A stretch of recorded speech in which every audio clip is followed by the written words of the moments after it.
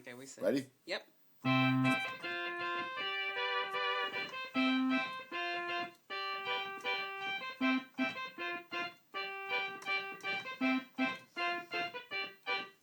The unknown zone. Talk show, talk show. Zone unknown. Talk show, talk show. How the hell you find it? In your overpriced high-tech telephone. Deep in your bones. Underneath a pile of stones. It's some kind of virus. Deep in your nose, in between your toes, smack dab in the middle of your split crotch pantyhose. The unknown show. Talk show, talk show. The unknown show. Talk show, talk show. The unknown zone. Talk show.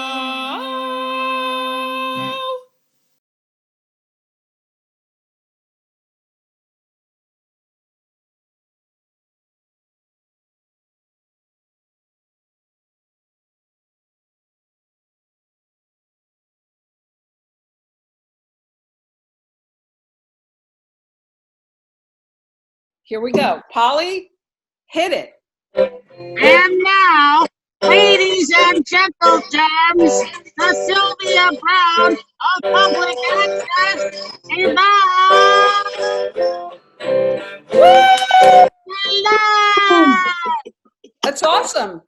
You know what? I just want to ask. Thank you. Welcome. Hi, I'm Yvonne Delet. Welcome to the Unknown Zone Talk Show.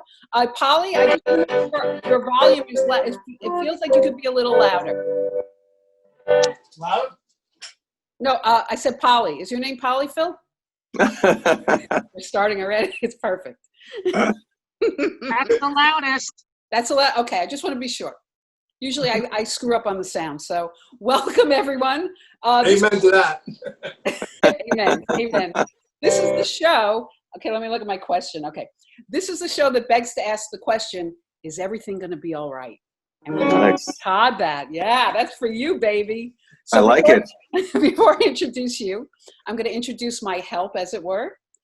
We have Phil Sorge on guitar, also known as the band. Very mellow today. And, Thanks, Phil. And our very new special clown, replacing Clowny, is Happy and Polly.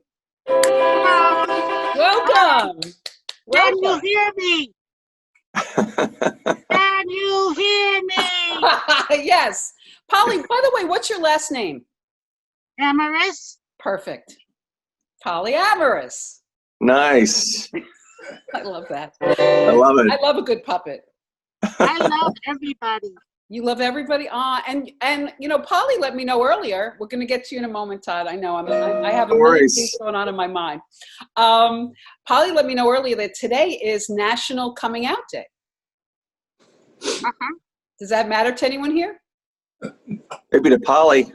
I would say Polly matters. Uh-huh. I think Polly's already out. Uh-huh. My sister Rochelle, who she may be. Oh, I got to admit her. Do you mind if my sister watches with no video, guys? Sure. It sounds great. Okay, good. That's fine. Okay, she's in. All right, she's in. Hi, sister. Hi, sister. Rochelle Delet. Great. She doesn't want to be seen. Ah, Okay. I need to be on the show like this. No. Welcome, sister. Or as I like to call it, my one. Oh, yay! Hang out with us. I call her my one audient member. audience. Audient. I only have one audience. So now I will introduce my special guest, who I met on Facebook through my sister. Right. Right. He's an intuitive. I'm sure he has many other talents, and you had other occupations before, which we'll talk about. Sure. I had a great reading, which I have here. We can even go over maybe. And we met recently when I went to visit my sister in Sacramento this past August, and just talked a lot about spiritual, intuitive stuff. Todd Grosby. Hi. Thank you for having me. Welcome. Thank you, Polly, and everyone else. How are you today? Are you asking me? Yes, I'm doing great. Thank you for having me. I'm fabulous. Yes, I appreciate you having me. I'm here in sunny, non-smoky Northern California. Right. Now, my sister's in Sacramento. I think you told me, but how far away from Sacramento are you? Not too far, probably about 35 miles in the foothills. Okay, in the foothills. In the foothills, so we're somewhat out of the city, but it's still, it's the rolling hills of Northern California. And you like it there? I don't like it here. Really? Are you gonna? I've lived in California on and off for probably the majority of my life, and it's tough when the whole city's on fire all the time. I mean, the smoke has gotten to be a bit crazy, and it's hot, and it's like, I'm a Sagittarius, so I always there's always a place that's better than this place. Right, you're a wanderer.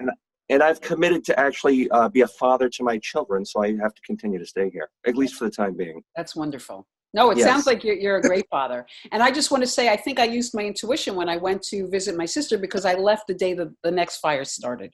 And that was wisdom. That was wisdom. Was that wisdom? It was. I know, Polly. I know. Happy. Let's look. Happy's upset about that. It's crazy. It's crazy. Yeah.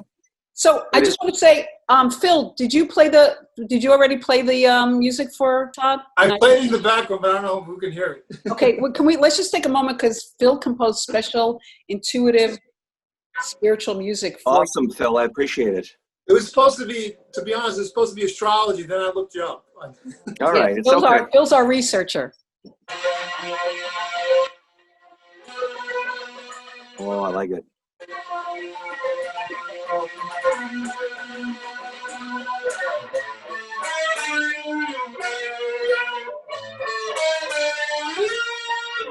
Look, I'm on acid right now.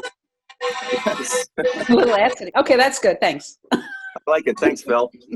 Yay! Now I feel officially welcome. I'm in sync too. Officially welcome. Yes. Yes. And by the way, I just want to say they are Phil and the clown Happy and Polly. They're also referred to as sloppy seconds, and I think that's important to make a note of. That's very important, and I appreciate it. You know what I'm saying? So Yes. welcome, Todd. I love intuition, and I haven't, believe it or not, I haven't had any guests. I usually have like people in the arts per se, Sure. But I'm going to ask you right off the bat. Tell me what your day. Give me an example of your day as an intuitive. So my day as an intuitive is a bit of a challenging one, because I'm really balancing a lot. I have, like I mentioned, I have 3 kids. I have my ex-mother-in-law that lives with me, although she's pretty carefree. I know it's an unusual thing to have your ex-mother-in-law with me, but she's great and we get along great, and it's great for the kids. But a typical day for me is I wake up in the morning. The attempt is to meditate every morning for about 30 minutes. Typically, that's like a mindfulness meditation thing. Sometimes it's an intuitive thing, meaning that one of the things I do is a meditation that's sort of an energy work type thing. So the idea is it's sort of like creative visualization. I imagine sort of energy, myself and my body, my aura around me. So it's really a play on your imagination and working things in that way. So the goal, if I can achieve it, is to spend 30 minutes every morning doing that. Okay. That doesn't always happen. Then I take a break. I hop on social media. In the past, I didn't do this on social media. I did it only part-time. Of course, the pandemic showed up, and then, being a stay-at-home person, I sort of pivoted, and I had a previous experience working online and online marketing and advertising, and shifted to Facebook. So now I dedicate the rest of the probably hour in the morning to interacting on Facebook, Instagram, wherever else I'm at, just to sort of interact with the people that I'm talking to, because to me, the value of social media is really making connections. You connect to other people, you see what's going on. And for me, it's not about me, it's really about collaborating and working together, and talking to people. So I think it's really important. Yes, totally. Do you find people need or want more readings now because of the pandemic?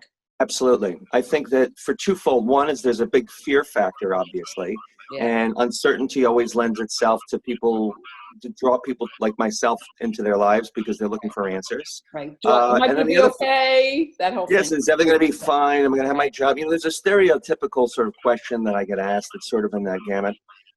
Then the other aspect of it is that I feel for many people, the interesting part of this is the whole stay-at-home piece, where people are forced kind of to get in touch with themselves and think about things differently, right? So it lends itself to, hey, maybe there's more to my life than just working my job and doing something, you know, in a positive sense. In a negative sense, it can be kind of crazy, you know. Well, yes. And it's Yes. interesting because, what, Polly? Yes. Perfect. See, Polly fits in right away. I love this.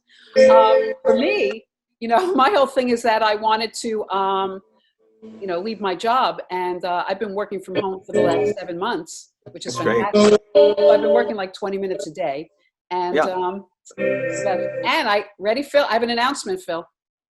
I already heard it. Oh, you mother. I was offered a package and I took it. Congratulations. Congratulations. Thank you. Yay! Hey. So will I be all right? Can You'll I be have fine. a package? I know. I know. What, Polly? I want a package too. Everyone wants a package, Polly. Preferably with a lot of seeds. Yes. Wow, you went the clean way. That's awesome. Yes. Yes. Have you watched any of the shows? I've watched a few of them when I first met you. I checked them out. That's why you're on, Todd. Yes. That's Yes. why you're on. Well, So I it's have like, a question. I Yeah. have a question. Please, A Polly. question for Todd. please, Todd. Polly. Todd, how often do you get to take your rocket ship into space? Well, Polly, I try to do that every evening if possible. It really Yeah. depends on the course of my day and the forecast. The forecast is very important for me, Polly. Oh, I thought you said astronaut. Oh, I see. I see. I'm so scared right now, Polly. Polly, I appreciate the question, despite its indirection. I really like that question. Todd's going to be way more nicer to you than I am, just so you know. That's true, Polly. I'm a very kind soul. I'm only here to help people. You are. God's a nurturer. God's a I love nurturer. you. Did you love me? I love you. I want you all. Can we have a three-way after this? Absolutely. It would be a four-way, no? It'd be an orgy. A three-way. What's after a three-way is an orgy, correct? Yes, that would be correct. It goes right to orgy. There's no I four-way like to involved. get definitions correct. I don't like to. Of course, of course. Uh-huh. Okay, so wait, I have questions. Look, I have papers. I have I questions. like it. Look how prepared I I like am. it. That looks like my notes. I know, I have taken years and years of notes and have never read any of them. I know. Well, usually, right, exactly. I take notes. I have an outline, and then whatever happens. Right. Because it's the unknown zone. We're in I the like it. unknown zone. I like it. We're in the unknown zone. So let me see. I want to ask you a quick question. Let's see. What did I Please. ask you? Quick question. Quick question. Like, what's the rush? What am I saying? So, okay, I have two questions. Two questions. What is success to you? Success. That's a great question. Great I would question. say success for me is, I think it's always changing. You know, I want to be a good father to my kids. I want to be of service to the people I help. I want to make some money along the way to be able to pay for all of it. So I guess for me, success is framed now based on what I have been doing and what I can continue to create. And I think ultimate success for me is to get out of my own way and stop thinking so much. That is a daily challenge, That's a daily challenge. right? And Amen. you know what, Polly? Amen. Amen. Hallelujah. Hallelujah. Woo! Woohoo! Because I always ask my guests that question because for me, being in the arts, Right. I feel like, you know, my question always was, the regret I have is why didn't I go the route of doing stand-up? Interesting. You know, because I would have been in a completely different place, perhaps. Right. You know, not having a day job, blah, blah, blah. But then I had to get sober and all this shit that, you know, all the stuff that I had to do. And shit, you said you like that, the dirty word. And I feel like only recently that because of everything that's happening, that there was a reason why I didn't go that way. And instead now, because I'm an activist, I'm the spiritual thing, the great awakening. Yes, that's great. Right?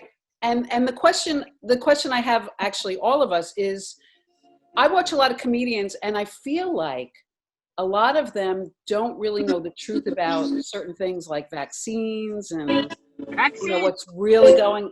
I was gonna say, not to mention I've thought the same thing. I thought stand-up was great. I appreciate the art form. I've always loved a variety of different comedians and what they do. But I got to tell you, in this day and age, with everyone cancel culture and everyone being terribly afraid of everything that he said, I would find it really challenging to be a stand-up and be able to say whatever you want to say. In general, having the freedom of expression. We're going through a transformation right now, right? Exactly. Just ask Polly. Polly used to be a bluebird, for crying out loud. Polly's the best. Yes. Anyhow, so I think that's tough. It would be tough right now to go out and do that art form with total freedom, because really, if you do stand-up, you don't want any sort of limitations. You want to be able to do, if you're going to go out and kill it, you got to be able to say whatever you want to say.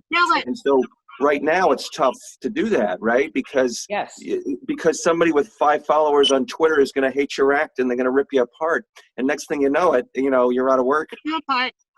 Well, right. And also the other thing is, which I find so interesting, is why I'm just like, oh, Rochelle's sending me a message. Wait, she's probably critiquing the show. Let me see. Oh, I bet she has to go. I bet she's going to say I have to go. Great chemistry. Thank you, Rochelle. You're welcome. You're welcome. All right, we got a thumbs up from my sister. Yeah. Thumbs All right, up. Rochelle. Thank you, sister. I like that she texted me instead of just telling it. Like, that's great. That's awesome. The secret.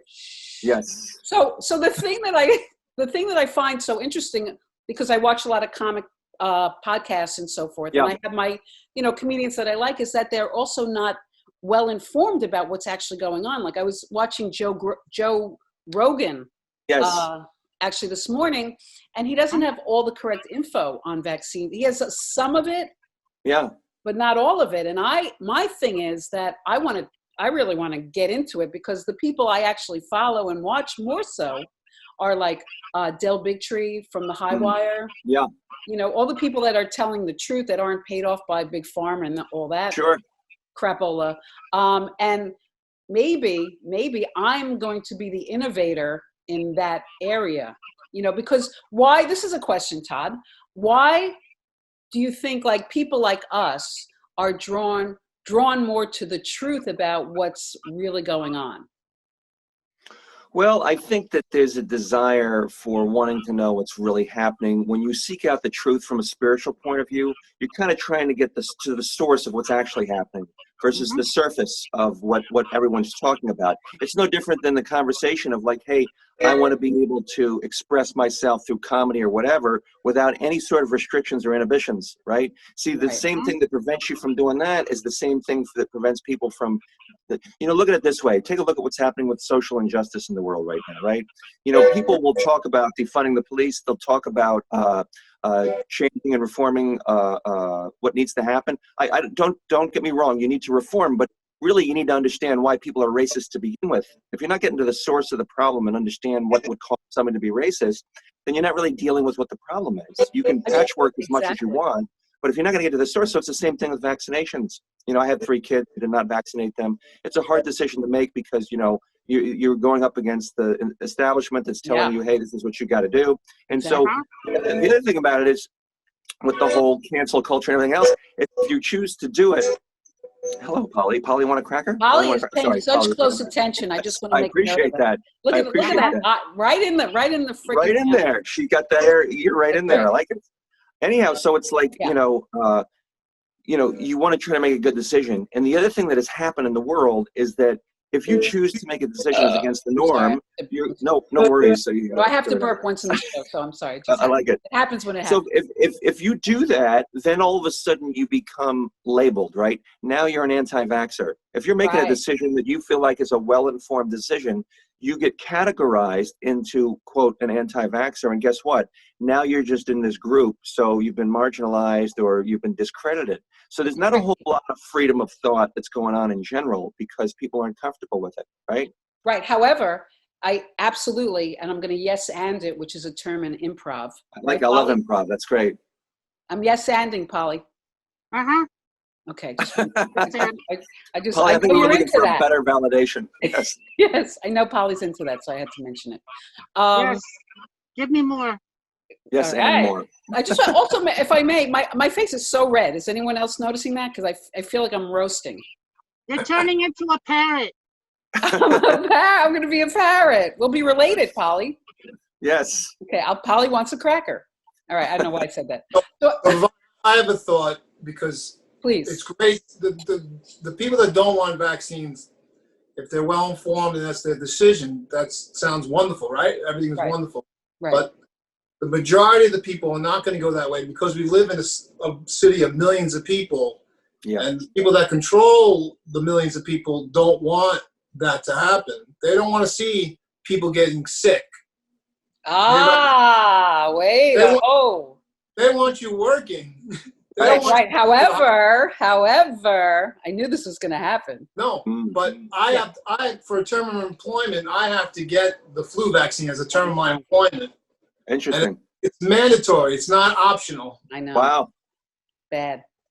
So It makes me sad. And this is the thing, Phil, is the conversation is who controls and what they control and Right. how they control it. Right. right. But there are organizations and people such as Robert F. Kennedy Jr., who is not necessarily an anti-vaxxer, but he had 5 kids. They were all vaccinated. The youngest one had like the most vaccines, and within the first 2 years was in the hospital. Had to go to the hospital 29 Yeah. times. Yeah. So what?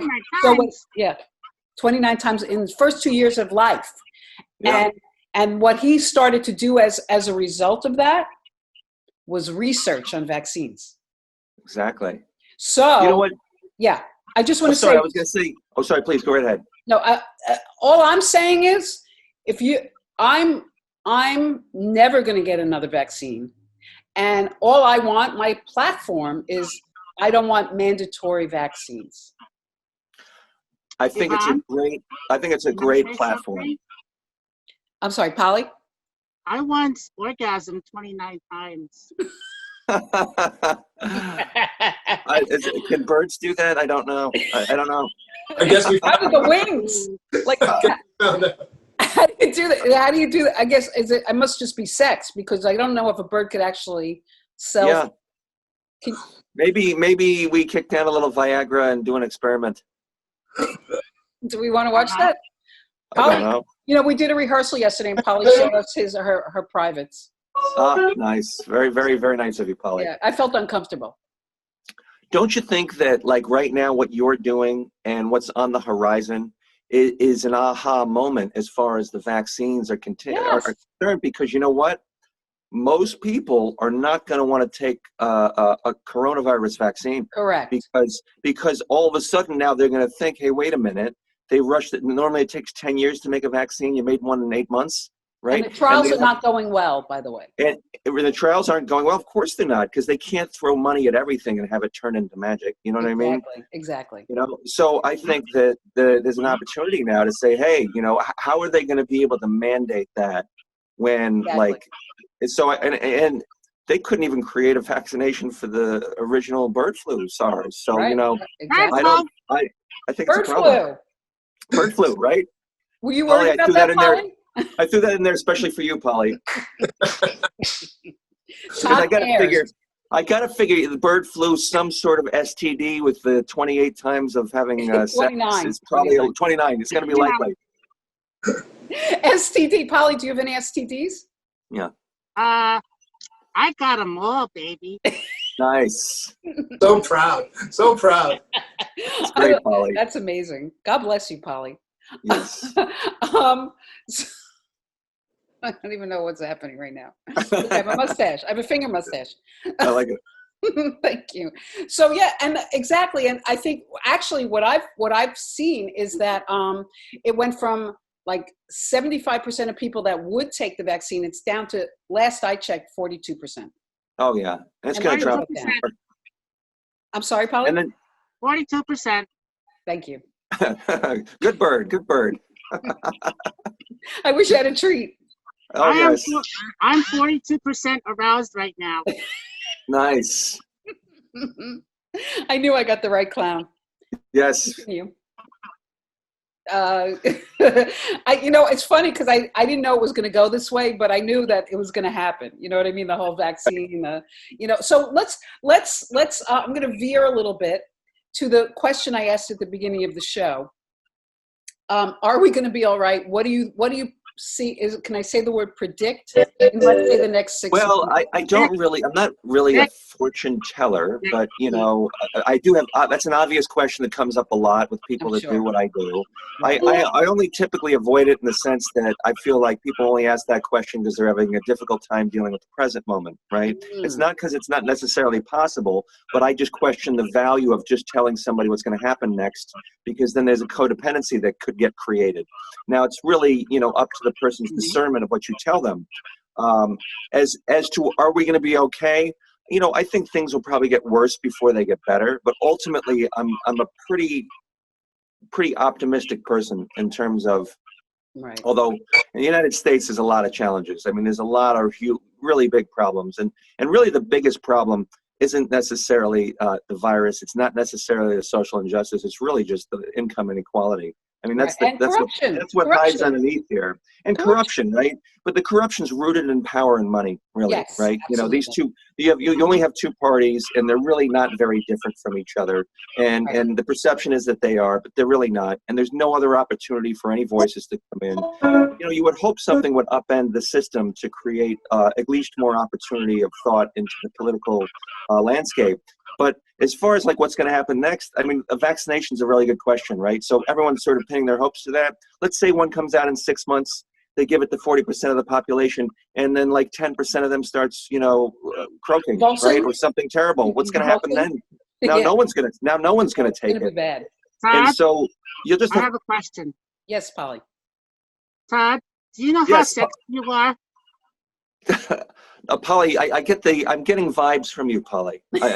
Uh-oh. I can't say I've never had that type of parent really kind of give me these sort of feelings. So you'll have to give me a moment just to sort of process, Polly. But I'm very, very, very honored. You're handling Polly very well, Todd. I appreciate it. Yes, I appreciate it, Polly. You split crotch pantyhose. The unknown show. Talk show. The unknown show. Talk show. The unknown zone. Talk show.